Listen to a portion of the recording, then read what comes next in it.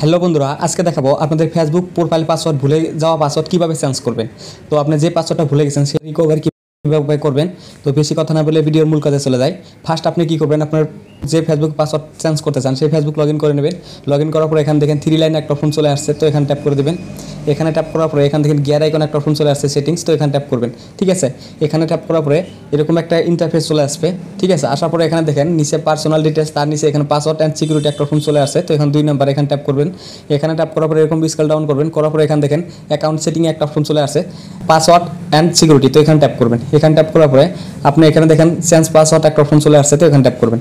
এখানে ট্যাপ করার পরে এখানে দেখেন আপনার ইনস্টাগ্রাম বা ফেসবুকের লগে যে লিঙ্ক আছে, তো আপনি কী করবেন, যে কোনো একটা চেঞ্জ করতে পারবেন, যে ফেসবুক কিংবা ইনস্টাগ্রাম। তো আপনি ফেসবুক করতে চাইলে ফেসবুকে টিভি দিবেন, ট্যাপ করবেন। ঠিক আছে, তো এখানে দেখেন আপনি যে পাসওয়ার্ডটা আগে দিয়েছিলেন সেই পাসওয়ার্ড কিন্তু আপনার মনে নাই, ঠিক আছে, বা ভুলে গেছেন।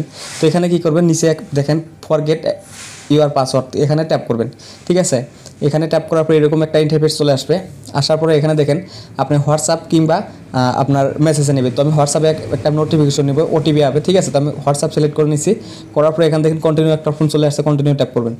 আর অবশ্যই কিন্তু আপনার যে মোবাইল দিয়ে যে নাম্বার দিয়ে আপনি ফেসবুক ওপেন করছেন সেই ফেসবুকের কিন্তু এই নাম্বারটা লগ ইন থাকতে হবে। ঠিক আছে, তো এখান থেকে আবার হোয়াটসঅ্যাপে একটা মেসেজ চলে আসছে, তো আমি এখানে কপি করে এখানে সেন্ড করে দিলাম। সেন্ড করার পরে কন্টিনিউ একটা অপশন চলে আসছে, তো কন্টিনিউ ট্যাপ করবেন।